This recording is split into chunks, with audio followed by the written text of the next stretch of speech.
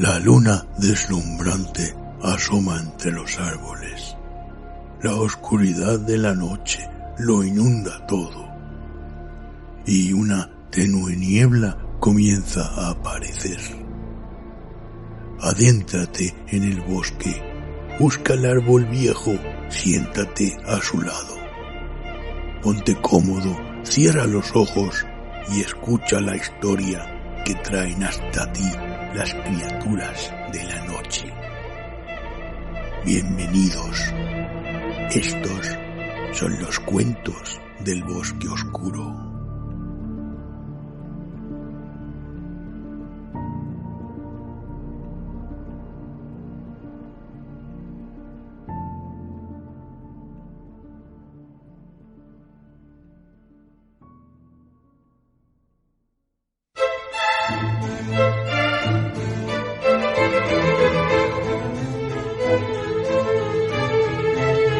Cuentos de la taberna del ciervo blanco, por Arthur C. Clarke.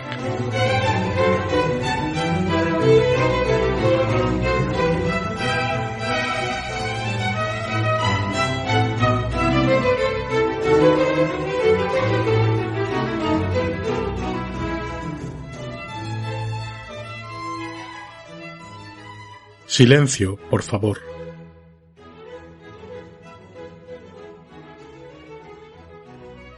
Se llega al ciervo blanco de forma inesperada, a través de una de esas callejas anónimas que bajan desde la calle Fleet hasta Embankment. Sería inútil explicarles dónde se encuentra.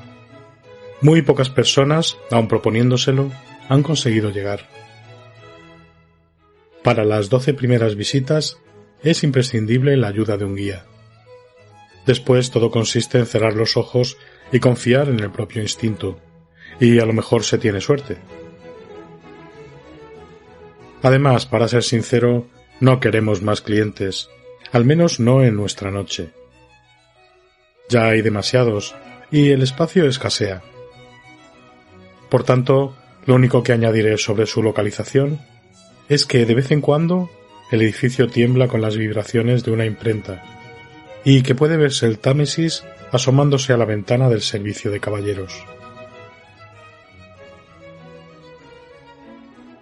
Desde el exterior parece un bar como cualquier otro, y en realidad así es durante 5 días a la semana. En el piso bajo se encuentran la taberna y el salón, decorados según la tradición. Paneles de madera roble, cristales translúcidos, las botellas detrás de la barra, las asas de los barriles de cerveza, nada fuera de lo común. Se ha hecho una única concesión al siglo XX. La máquina de discos de la taberna.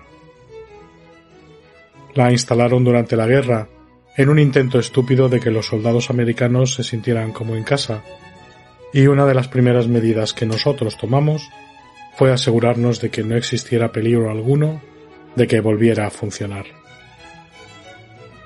Creo que ya va siendo hora de explicarles quiénes somos nosotros. No va a ser fácil, porque elaborar una lista completa de los clientes del ciervo blanco sería casi imposible, y en cualquier caso, terriblemente aburrido. Solo diré que nosotros podemos dividirnos en 3 categorías principales. En primer lugar, los periodistas, escritores y editores. Los periodistas, como es lógico, llegaron aquí procedentes de la calle Fleet. Los que no tuvieron éxito huyeron a alguna otra parte. En cuanto a los escritores, la mayoría había oído hablar a otros colegas sobre nosotros, vinieron en busca de material y quedaron atrapados. Allí donde hay escritores, tarde o temprano aparecen los editores. Si Drew, el dueño, se llevara un porcentaje del negocio literario que se realiza en su establecimiento, a estas alturas sería un hombre rico. Sospechamos que lo es de todas maneras.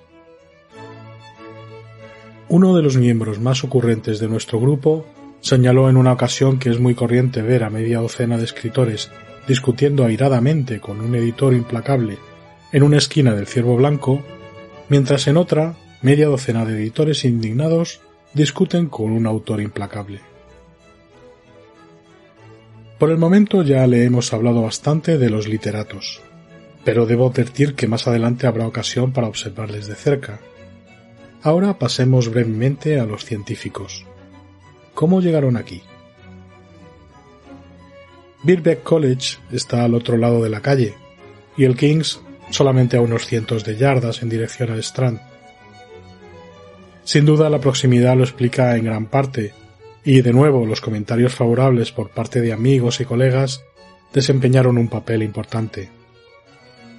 Además, muchos de nuestros científicos son escritores, y no pocos escritores científicos. Un tanto confuso, pero nos gusta que sea así. La tercera parte de nuestro microcosmo está formada por lo que podríamos denominar, si bien de forma un tanto imprecisa, profanos interesados. El barullo general les atrajo al ciervo blanco, y disfrutaron tanto de la conversación y del ambiente que ahora vienen puntualmente todos los miércoles, el día en que nos reunimos todos. A veces no resisten nuestro ritmo y abandonan, pero siempre llegan nuevas remesas. Con semejantes ingredientes, no puede sorprender que los miércoles del ciervo blanco nunca sean aburridos. No solo se cuentan historias notables aquí, sino que también han ocurrido cosas notables. Por ejemplo, aquella vez en que el profesor pasó por aquí camino de Harwell y olvidó un maletín que contenía... En fin, será mejor no hurgar en ello, aunque entonces sí lo hicimos. Y qué interesante resultó. Los agentes rusos me encontrarán en el rincón del tablero de dardos. Me vendo caro, pero puedo llegar a un acuerdo razonable. Ahora que caigo en la cuenta me sorprende al pensar que a ninguno de mis colegas se les haya ocurrido escribir estas historias. ¿Será que al estar tan cerca del bosque no pueden ver los árboles? ¿O será falta de incentivo? No, la última explicación es difícil de mantener. Muchos de ellos están tan faltos de dinero como yo, y se quejan con igual amargura de la regla de oro que ha establecido Drew.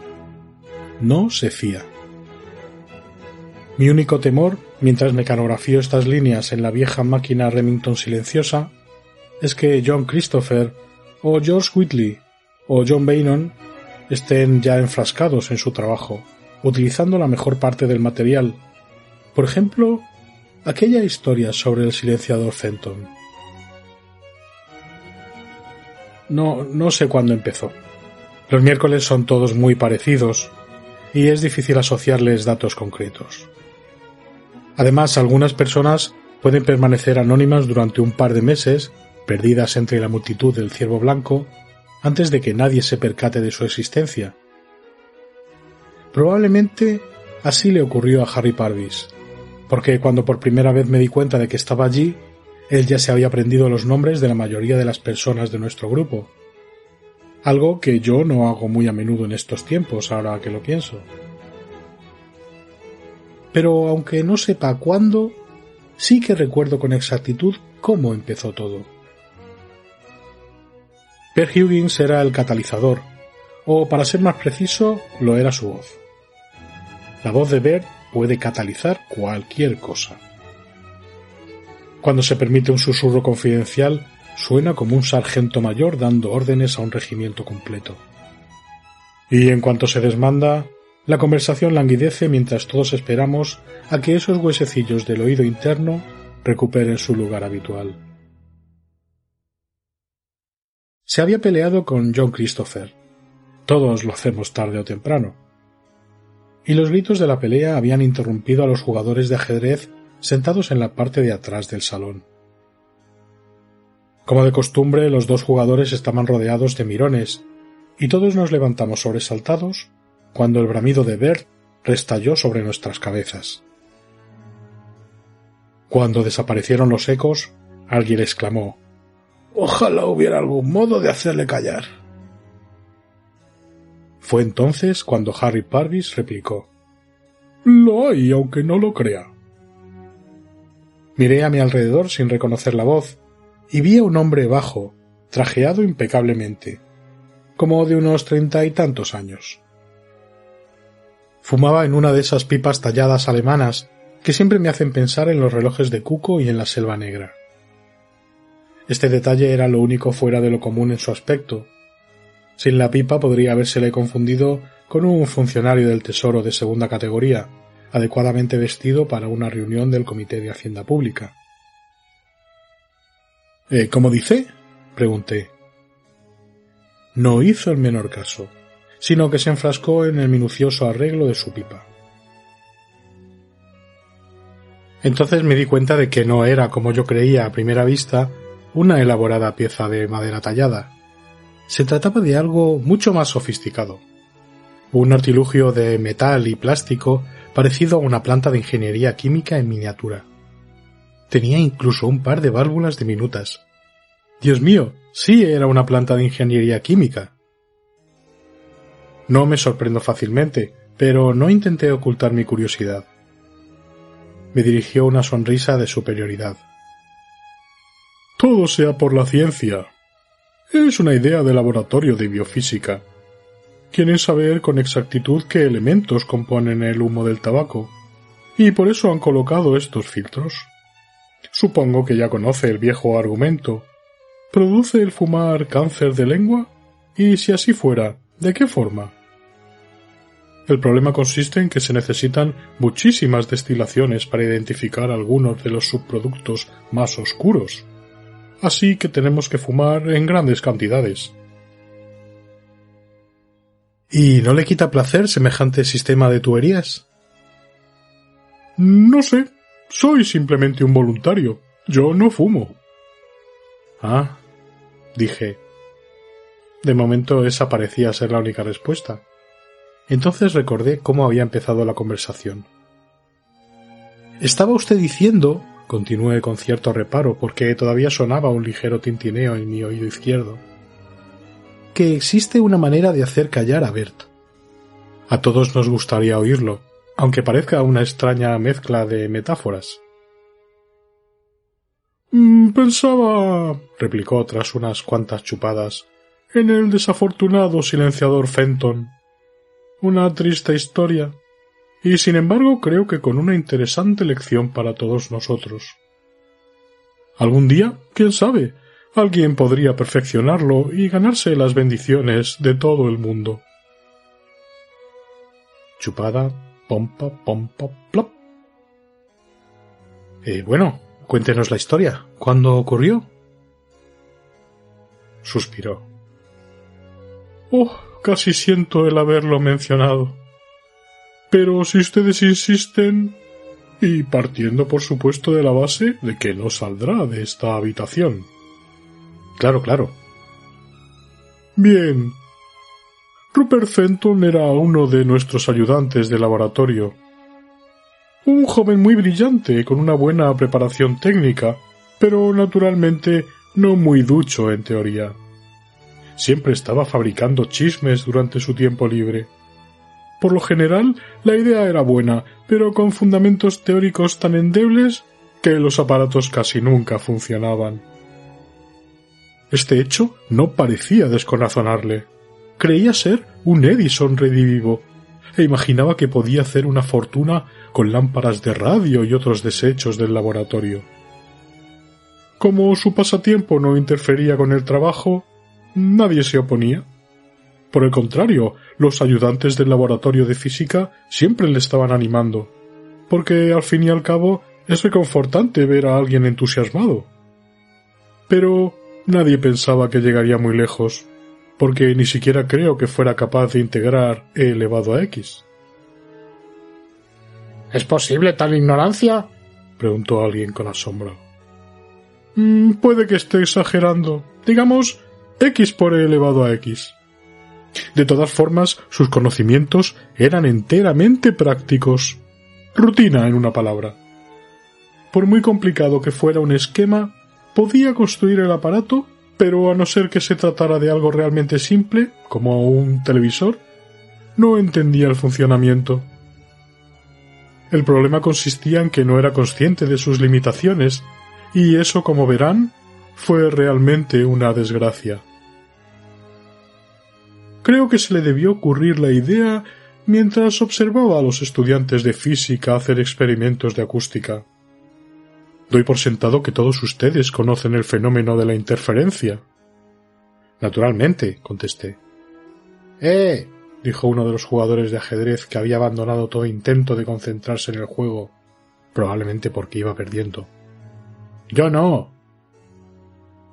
Parvis le miró como si estuviera contemplando a un ser sin derecho a habitar en un mundo en el que se había inventado la penicilina.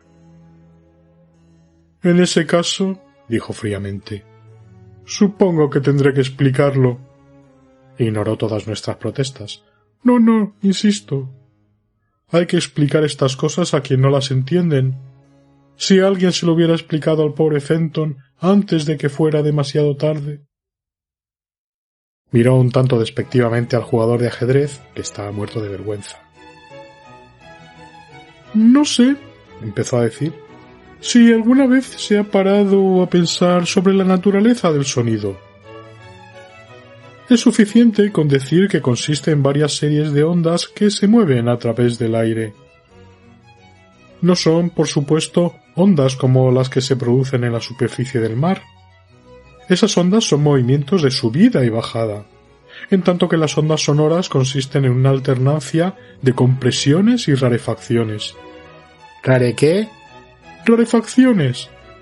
¿No querrá decir rarificaciones? No.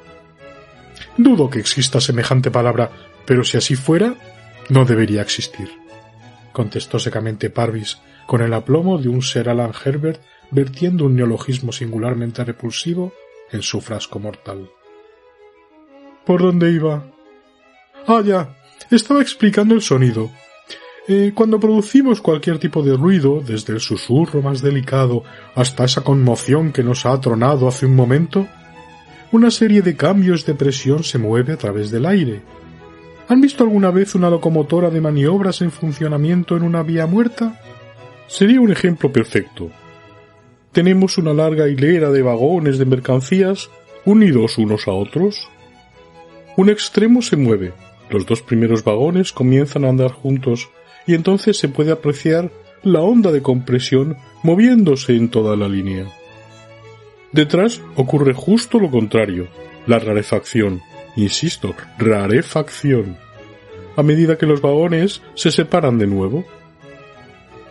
Es muy sencillo cuando existe una sola fuente de sonido, es decir, un solo conjunto de ondas, pero supongamos que tuviésemos dos tipos de ondas, ambas moviéndose en la misma dirección.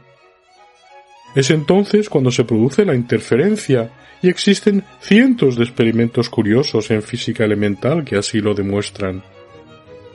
Sobre lo único que habría que preocuparse en este caso sería sobre el hecho, e imagino que todos estarán de acuerdo ya que es evidente, de que si se pudieran obtener dos grupos de ondas en perfecta disonancia, el resultado total sería ni más ni menos que cero. El pulso de compresión de una onda sonora estaría por encima de la rarefacción de otra. Resultado neto, no habría posibilidad de cambio, y por tanto no se produciría sonido alguno. Volviendo a la analogía con la hilera de vagones, sería como tirar del vagón y empujarlo simultáneamente. No pasaría absolutamente nada. Sin duda, algunos de ustedes ya sabrán a dónde quiero llegar y comprenderán el principio básico del silenciador Fenton. Supongo que el joven Fenton utilizó el siguiente argumento. Este mundo nuestro, se diría a sí mismo, es demasiado ruidoso. Si alguien consiguiera inventar un silenciador realmente perfecto, podría obtener una gran fortuna. Pero, ¿cómo tendría que ser? No le llevó demasiado tiempo dar con la respuesta. Ya les dije que era un muchacho brillante. El modelo piloto no tenía gran complicación. Consistía en un micrófono, un amplificador especial y un par de altavoces. Cualquier sonido podía ser recogido por el micrófono, amplificado e invertido, de tal modo que quedara totalmente desfasado con respecto al sonido original. Después pasaba a través de los altavoces, la onda original y la nueva se destruían, y el resultado final era silencio absoluto. Por supuesto, era algo más complejo. Necesitaba un ajuste para asegurarse de que la onda destructiva poseía la intensidad adecuada.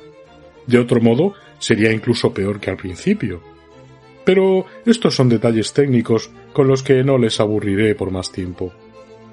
Como muchos de ustedes reconocerán, es una simple aplicación de un feedback negativo.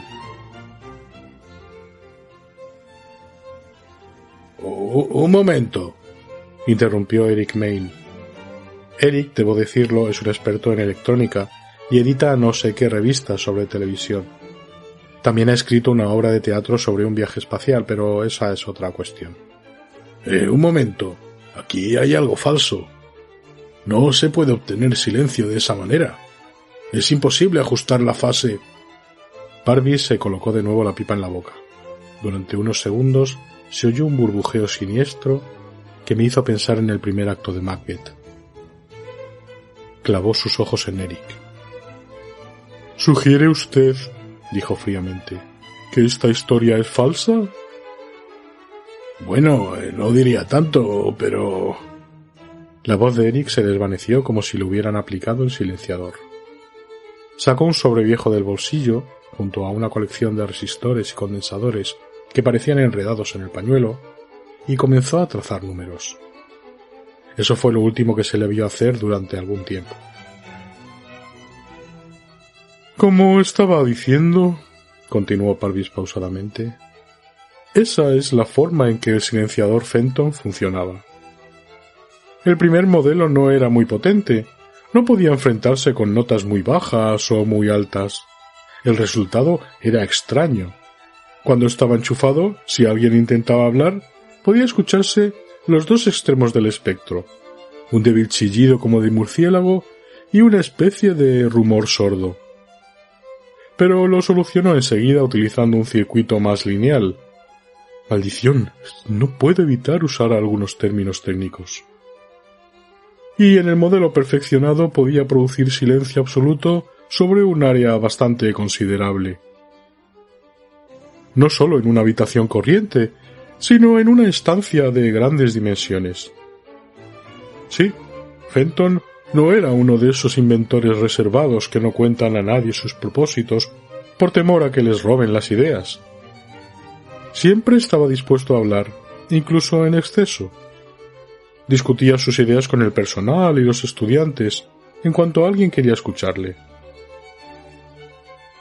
Así fue como una de las primeras personas a quienes hizo una demostración del silenciador perfeccionado fue un estudiante de arte llamado, creo, Kendall, que estudiaba física como asignatura complementaria. Kendall quedó muy impresionado por el silenciador, y con razón.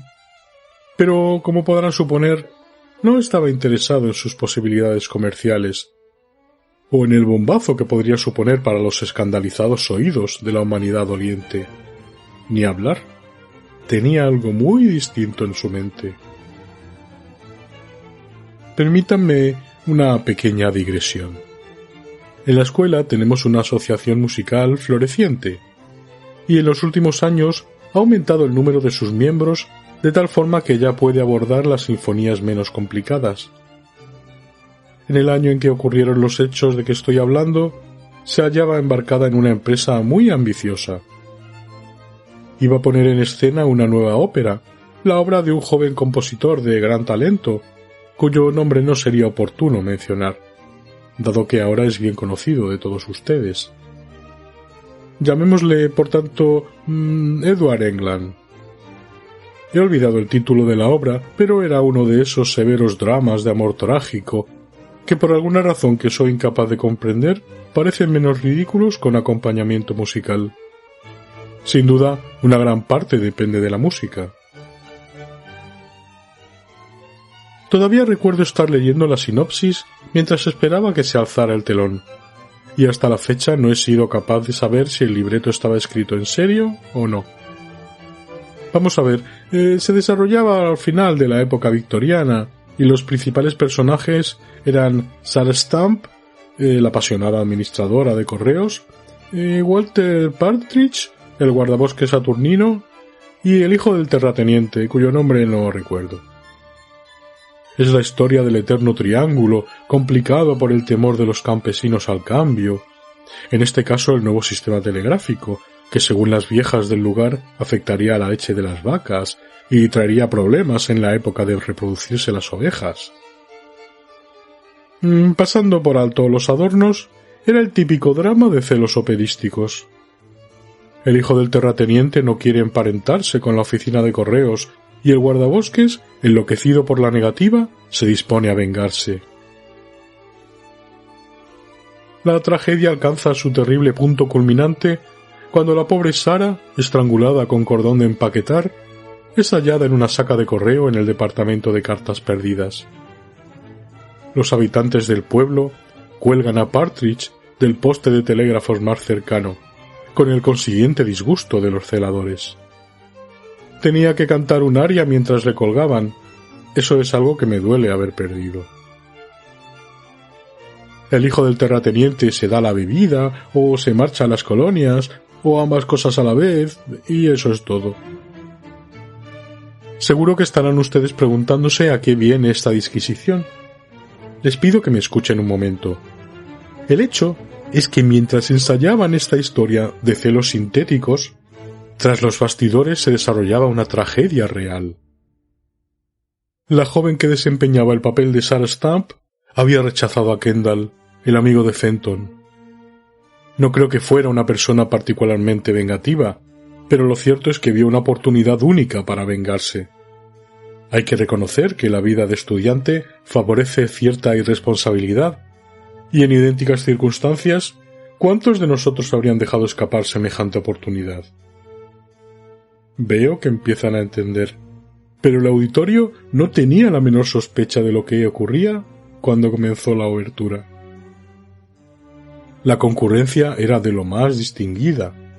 Todo el mundo había acudido, incluso el rector.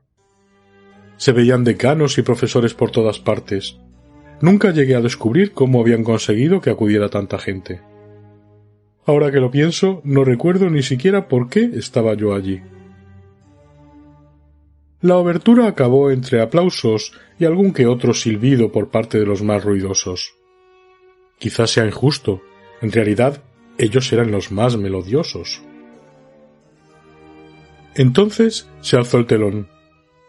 La escena se desarrollaba en la plaza del pueblo de Doddering-Slowly, alrededor de 1860. Aparece la heroína, leyendo el correo de la mañana.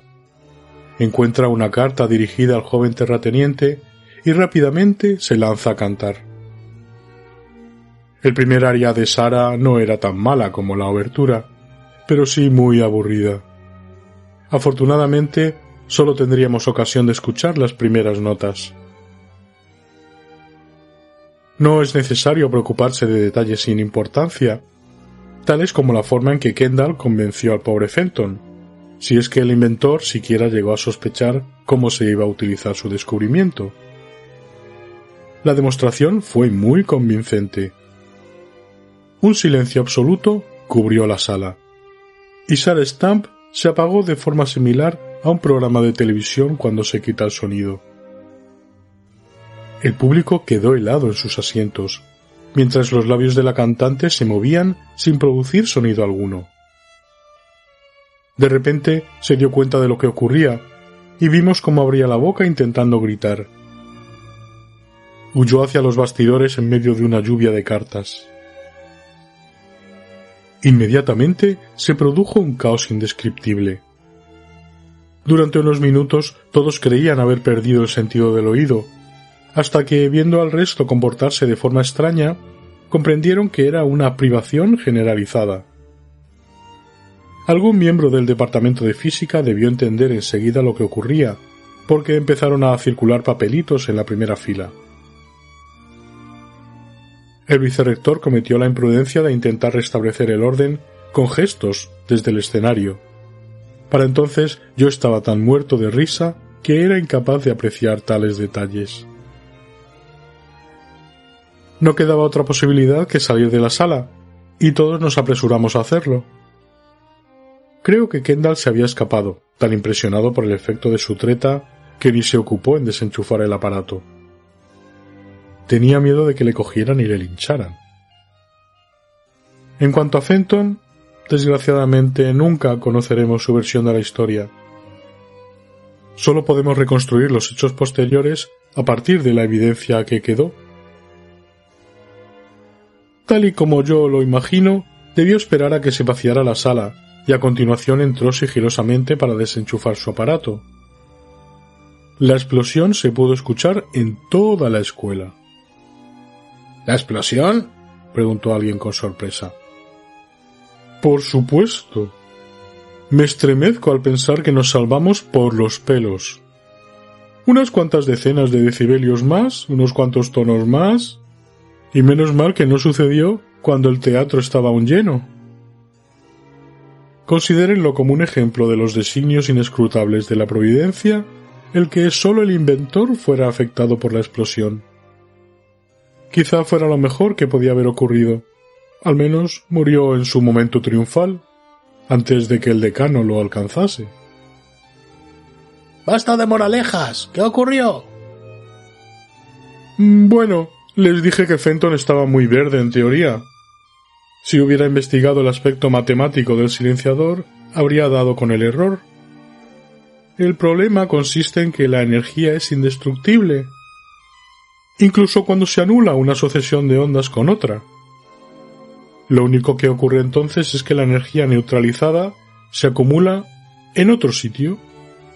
Es como barrer toda la suciedad de una habitación, a cambio de un montón invisible debajo de la alfombra. Fijándonos en el aspecto teórico, el aparato de Fenton no era tanto un silenciador como un colector de sonido. Mientras estaba en funcionamiento, absorbía energía sonora constantemente, y en este concierto alcanzó la máxima potencia. Lo entenderían mejor si conocieran alguna composición de Edward England. Además, hay que tener en cuenta los ruidos producidos por el público, o mejor dicho, los ruidos que intentaban producir en medio de la confusión. La cantidad total de energía debió ser tremenda, y el pobre silenciador tuvo que absorberla. ¿Dónde fue a parar? Bueno, no conozco los detalles del circuito, pero probablemente a los condensadores de energía. Cuando Fenton empezó a juguetear con él otra vez, fue como tocar una bomba. El sonido de sus pasos fue la gota que colmó el vaso. El aparato sobrecargado no pudo resistir más y explotó. Nadie dijo una palabra durante unos minutos, quizá en señal de respeto por el difunto señor Fenton. Entonces, Eric Main, que había estado en la esquina mascullando sobre sus cálculos durante los últimos 10 minutos, se abrió camino a través de los asistentes. Blandía agresivamente un trozo de papel delante de él. Dijo. Yo tenía razón. Ese chisme nunca pudo funcionar. Las relaciones entre la fase y la amplitud... Parvis le hizo callar con un gesto de displicencia. Es lo que acabo de explicar, dijo pacientemente. Si hubiera escuchado, es una lástima que a Fenton le costara la vida descubrirlo. Miró su reloj. Por alguna razón parecía tener prisa por irse. ¡Dios mío! Se está haciendo tarde. Recuérdenme uno de estos días que les hable de una cosa extraordinaria que descubrimos con el nuevo microscopio de protón. Es una historia aún más interesante. Casi había alcanzado la puerta antes de que nadie pudiera contradecirle. Entonces George Whitley recobró la voz. Pero bueno, ¿cómo es posible que nunca hayamos oído hablar de ese asunto?, preguntó perplejo. Parvis se paró en el umbral. Su pipa burbujeó enérgicamente al recuperar el ritmo acostumbrado. Se volvió a mirarnos por encima del hombro. «Es lo único que podíamos hacer», replicó. «No queríamos un escándalo. De mortuis nil nisi bonum, ya sabe. Además, dadas las circunstancias, ¿no creen que lo más apropiado era echar tierra sobre el asunto? Muy buenas noches a todos».